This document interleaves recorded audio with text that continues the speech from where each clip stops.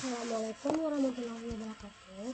Halo teman-teman semua, perkenalkan nama saya Lini Lastia dengan NIM 240002014 dari Departemen Administrasi Pendidikan. Nah, selamat datang di video saya kali ini, di mana kita akan belajar tentang, saya akan menjabarkan tentang pendidikan kewarganegaraan. Nah, dari konsep-konsep RPS yang sudah ada pada yang diberikan oleh Bapak, saya akan mencoba memberikan penjelasan sedikit tentang pemahaman saya tentang RPS yang sudah ada ya teman-teman. Yang pertama, kita akan belajar tentang konsep dan urgensi pendidikan kewarganegaraan nih.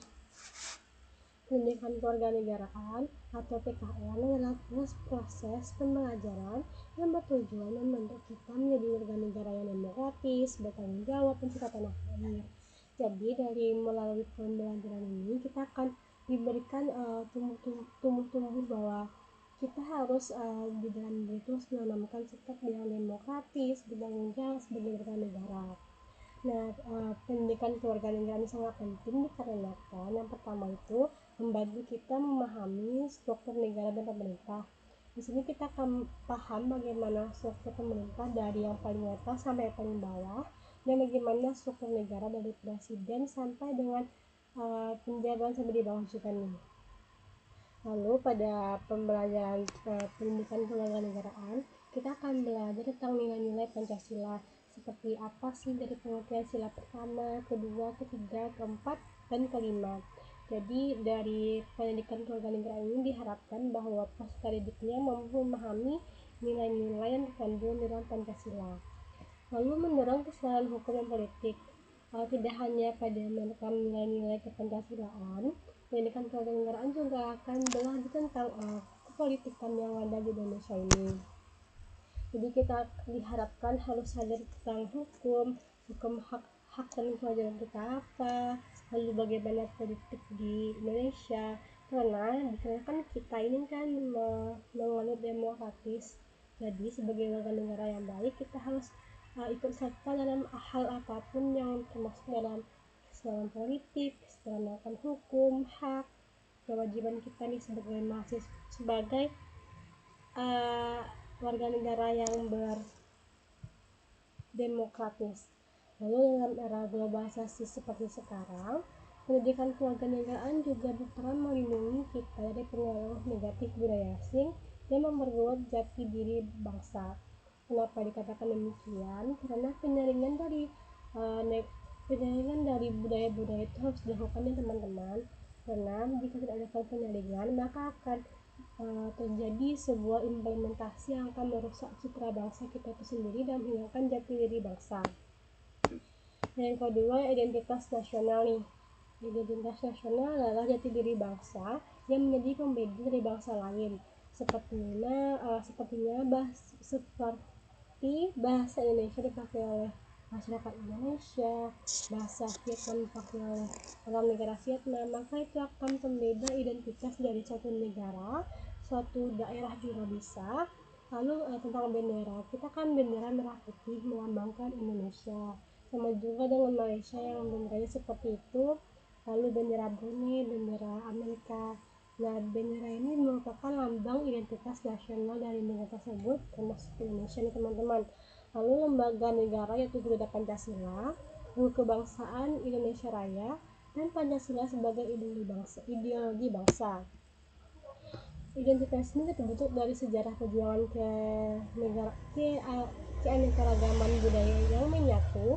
Identitas nasional penting untuk menemukan rasa bangga dan cinta tanah air nih. Jika suatu orang ataupun dari teman-teman tidak tumbuh rasa bangga atas cinta tanah air ini, maka akan menyulitkan nih bagi teman-teman untuk bisa mengerti arti penting dari sebuah bangsa, dan juga akan mungkin menganggap sepele aja nih sebuah apa sih demokratis, kita aja nggak ingat. Nah, maka dari itu teman-teman, pemikiran seperti itu yang akan menguat bahwa pemerintah yang semakin menindas rakyat kecil. Lalu menjaga persatuan dalam keberagaman ini sangat penting karena keberagaman Indonesia sangat banyak teman-teman. Jadi kalau kita jaga, kalau dilestarikan, maka akan menimbulkan pertukaran identitas nasional. Jadi setiap kabupaten masih memiliki identitasnya sendiri, maka itu akan dirangkum menjadi identitas nasional. Lalu menjadi dasar dalam menghadapi pengaruh asing. Maksudnya dari sini itu kita harus punya dasar bahwa kita Indonesia dan tidak akan terpengaruh, dan tidak akan mudah terpengaruh oleh bangsa-bangsa asing yang akan melestarikan budaya juga. Karena sebagian masyarakat Indonesia itu mungkin karena kurangnya penerapan kewarganegaraan malah mengambil yang negatifnya dari pengaruh asing ini. Maka identitas nasional ini juga tanggung jawab kita semua nih teman-teman, bukan pemerintah aja ya. Lalu yang ketiga, integritas nasional. Nah, apa sih maksud dari integritas ini? Integritas nasional adalah proses pemersatuan suku, ras, bangsa, budaya ke satu kesatuan bangsa yang utuh. Nah, itu harus disebut dengan negara Indonesia, guys. Lalu faktor pendukung integrasi yang bersama bahasa persatuan, yaitu bahasa Indonesia. Rasa senasib sepanjang jalan tuh kayak kita sama-sama rasa kalau satu kabupaten terkena bencana, pasti suatu daerah akan menanggulangi dengan memberikan sumbangan. Lalu ideologi Pancasila, semangat gotong royong. Namun integrasi ini cukup terancam nih teman-teman. Yang pertama, karena ada konflik antar golongan yang terjadi seperti contohnya di Papua. Sebenarnya itu aku kurang tahu juga ya, nanti kalau misalnya bapak ya. Nah, jadi konflik antar golongan itu juga bisa mempengaruhi integritas dari nasional. Lalu ketimpangan pembangunan, seperti banyak spekulasi bahwa Indonesia ini Jawa, karena Jawa itu terlalu pesat perkembangannya, tidak seperti di Manado, Maluku, terus di Sumatera juga tidak secepat di Jawa. Makanya itu juga bisa menjadi integritas terancam. Lalu kurangnya toleransi. Sebenarnya toleransi ini juga banyak, tapi karena minimnya sekarang pengertian toleransi, mungkin semua orang jadi kayak sepele. Padahal Indonesia merupakan negara yang sangat kaya dengan perbedaannya yang sangat banyak, tapi mungkin kurangnya pengertian dari kewarganegaraan itu yang membuat adanya ketidaktoleransian yang terjadi. Lalu apa sih peran kita sebagai anak muda nih untuk menjaga integrasi nasional? Yang pertama, toleransi antarumat yang beragama ini sangat perlu karena sangat membantu kita dalam menjaga nama Indonesia lebih baik dan juga mempersatukan apa yang berantakan gitu. Lalu saling bisa menghargai antar budaya yang ada, tidak mencemooh satu budaya yang lain. Misalnya kayak kita baru lihat nih kayak budaya baru itu kayak kapan sih pasti anak, tapi ternyata itu memang ada gitu loh. Jadi kita tidak boleh negatif thinking terlebih dahulu seperti gitu. Lalu aktif dalam kegiatan sosial seperti gotong royong, musyawarah, lalu melakukan rapat dengan pemuda sekitar gitu. Lalu kita lanjut yang keempat, yaitu konstitusi dan undang-undang 1945. Konstitusi adalah dasar hukum tertinggi suatu negara. Di Indonesia, konstitusi kita adalah undang-undang dasar ya teman-teman. Jadi undang-undang dasar yang 1945 ini berisi tentang sistem pemerintahan negara, hak dan kewajiban warga negara, dan prinsip negara hukum dan demokrasi.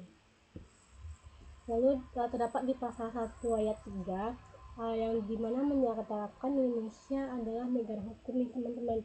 Jadi bukan hanya peraturannya aja, tapi ada di undang-undangnya juga ya di pasal 1 ayat 3. Lalu di pasal 28A sampai 28J itu hak asasi manusia dijamin oleh negara, seperti hak mendapatkan pendidikan yang layak, hak mendapatkan kehidupan yang layak, pendidikan yang bagus, itu termasuk dalam pasal 28A sampai 28J. Lalu Undang-Undang 1945 juga membatasi kekuasaan pemerintah tidak bertindak sewenang-wenangnya. Jadi pemerintah juga dibatasi apa wewenangnya dalam undang-undang juga teman-teman. Jadi tidak hanya menjerbus langsung, tidak ya. Lalu memahami konstitusi penting agar kita tahu hak kita dilindungi dan kewajiban kita sebagai negara apa. Jadi kebanyakan orang melakukan meminta haknya dulu, tetapi padahal dia tidak tahu bagaimana kewajibannya sebagai warga negara. Oke, kita lanjut. Yang kelima yaitu harmoni hak dan kewajiban warga negara. Sebagai warga negara, kita memiliki hak dan kewajiban seperti di pasal 28A sampai 28J tersebut. Maksudnya seperti hidup yang layak yang tadi, terus hak atas pendidikan yang layak juga, lalu hak menyampaikan pendapat. Nah, untuk hak menyampaikan pendapat ini kita sangat diberi juga nih.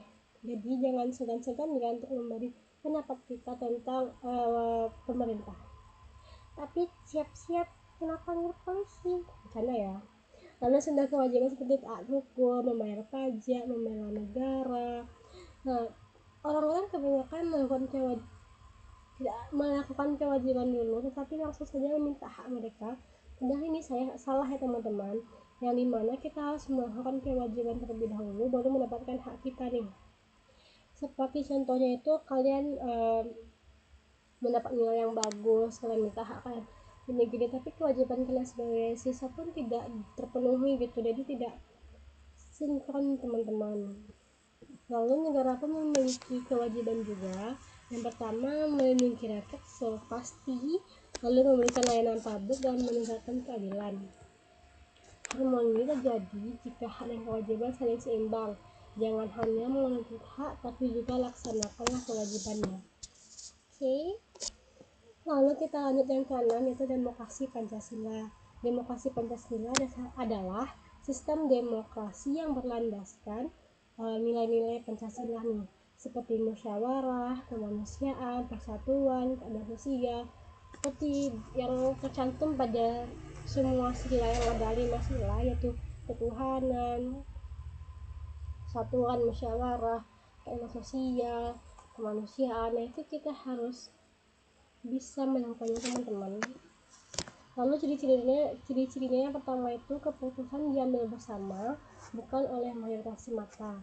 Nah, sebenarnya ini sangat penting untuk dilestarikan kembali ya, seperti yang terjadi pada kecolongan mungkin pada RUU TNI, dan juga banyak juga saat di bulan September tahun berapa lah gitu juga demo besar-besaran juga.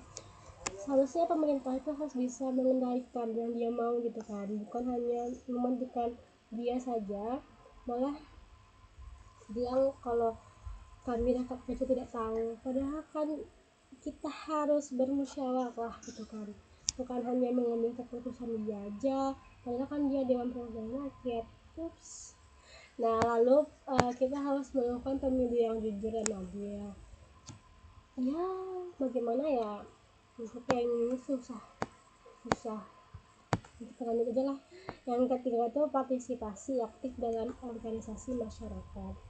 Sebagai anak muda nih teman-teman, kita harus bisa bergaul dengan masyarakat sekitar, bukan karena orang tua jadi kita kayak nggak nyambung, padahal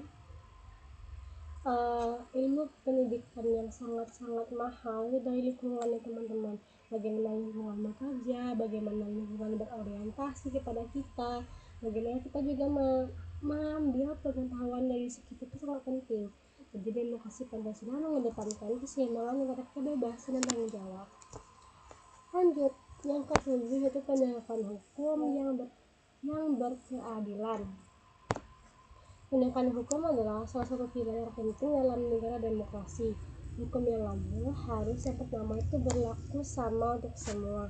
Jadi tidak ada hukum yang hanya untuk masyarakat kecil, yang hanya untuk masyarakat besar harus gini, enggak ya, karena tidak mungkin seperti itu ya teman-teman. Lalu yang kedua, tidak pandang bulu. Mungkin saat sekarang ini banyak juga terjadi pertikaian antara hukum yang ada di Indonesia, karena sejak kapan hukum di Indonesia itu ada teman-teman, karena banyaknya korupsi, banyaknya menyuap hakim itu kayak mau juga disuap. Jadi kita sebagai bangsa, sebagai anak yang akan meneruskan bangsa ini, diharapkan bisa tidak pandang bulu dalam hukum. Karena kasihan loh lihat berita-berita akhir-akhir ini banyak aja hukum yang tidak pas gitu untuk seorang yang jabatannya tinggi, jabatannya rendah, kayak dipandang banget. Padahal itu nggak boleh ya. No. Lalu ditegakkan secara jujur. Seharusnya hukum itu memang harus ditegakkan secara jujur sih. Karena kita ini negara besar, tidak mungkin loh hukum harus pandang bulu lagi. Kayak zaman berapa sih ini? Kita harus bisa dong. Ayo teman, katanya mau jadi negara yang maju, tapi tentang hukum aja masih tenang dulu. Lalu masalah yang terjadi itu yang pertama korupsi di Indonesia mungkin satu dunia mungkin ya, kalau kita lihat berita akhir-akhir ini ya. Kenapa sih harus korupsi? Memang manusia tidak pernah puas dengan apapun yang mereka peroleh, tapi korupsi bukan jalannya, karena banyak masyarakat miskin, masyarakat yang kurang mampu yang membutuhkan itu. Kenapa harus diambil hak mereka? Lalu diskriminasi hukum, lalu lemahnya para penegak hukum.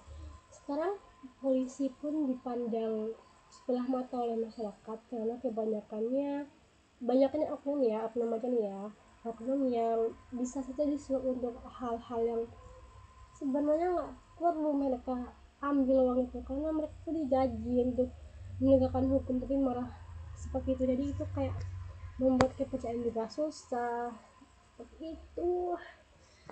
Lalu kita sebagai warga negara, kita harus yang pertama itu patuh hukum. Walaupun negara kita tidak patuh hukum, setidaknya anak muda ini patuh hukum, karena kita akan menemukan negara yang sudah amburadul ini. Lalu kita dapat melaporkan pelanggaran yang terjadi tidak di mata, walaupun tidak dilihat juga oleh pemerintah ataupun negara, tapi kita sebagai warga negara yang baik, kita harus melaporkannya ya guys. Lalu menolak praktik suap dan ketidakadilan. Mungkin yang paling susah suap ya kalau di negara seperti ini. Lalu penegakan hukum yang adil menciptakan kepercayaan masyarakat dan menjaga stabilitas negara. Oke, lanjut, kita akan memasuki yang ke-8, yaitu wawasan Nusantara. Wawasan Nusantara adalah cara pandang bangsa Indonesia terhadap wilayahnya sebagai satu kesatuan yang utuh, seperti politik, ekonomi, sosial, dan pertahanan. Maknanya dari Sabang sampai Merauke itu kita satu, tidak ada pembedaan ras, tidak ada ya guys, tidak ada. Lalu setiap daerah memiliki hak dan kewajiban yang sama, tidak ada yang membedakan. Setiap kayaknya ini menyebabkan spekulasi yang sangat tinggi, karena contohnya Jawa dengan Sumatera, kita diibaratkan kayak beda aja gitu, nanti tidak boleh ya. Lalu kepentingan nasional ditambahkan di atas kepentingan pribadi dan golongan. Nah, ini juga penting nih, dari SD sampai kuliah sekarang saya pasti main ini. Jadi kita harus mementingkan kepentingan nasional dulu ya, bukan kepentingan pribadi. Jangan kita mementingkan diri sendiri, kita harus bela negara walaupun negara ini nggak amburadul. Lalu contoh penerapannya, yang pertama itu pemerataan pembangunan atau wilayah. Sepertinya ini sebuah pembahasan yang tidak akan habis, karena setiap periode pun tidak bisa memeratakan pembangunan di setiap wilayah ya.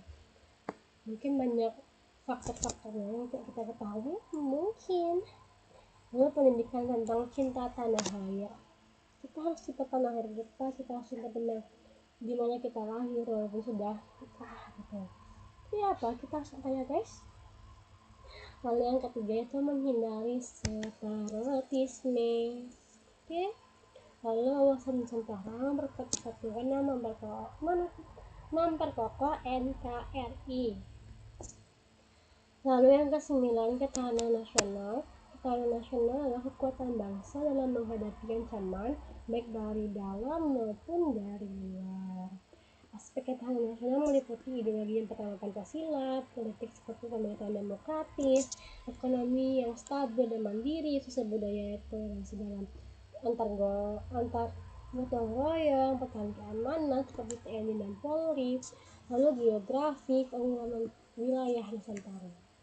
Ketahanan nasional bukan hanya tugas pemerintah, tetapi juga tugas kita sebagai warga negara yang mempunyai peran seperti menjaga kerukunan, menolak hoax dan provokasi, dan aktif dalam kegiatan nasional. Lalu yang ke-10 yaitu bela negara. Bela negara adalah bentuk cinta tanah air bukan hanya melalui militer, tetapi juga dapat peran warga sipil nih, seperti belajar dengan giat bagi pelajar atau didik, patuh aturan taat hukum, membantu sesama dan menjaga lingkungan. Dasarnya ada di pasal 27 ayat 3 Undang-Undang 1945 yang dimana berbunyi setiap warga negara berhak dan wajib ikut serta dalam upaya pembelaan negara. Bela negara adalah kewajiban kita bersama. Dengan bela negara kita jaga keutuhan NKRI. Nah sahabat, kita hidup di negara yang besar dan kaya akan keberagaman. Tapi keberagaman ini hanya bisa memiliki kekuatan jika kita memahami jati diri bangsa dan peran kita sebagai warga negara.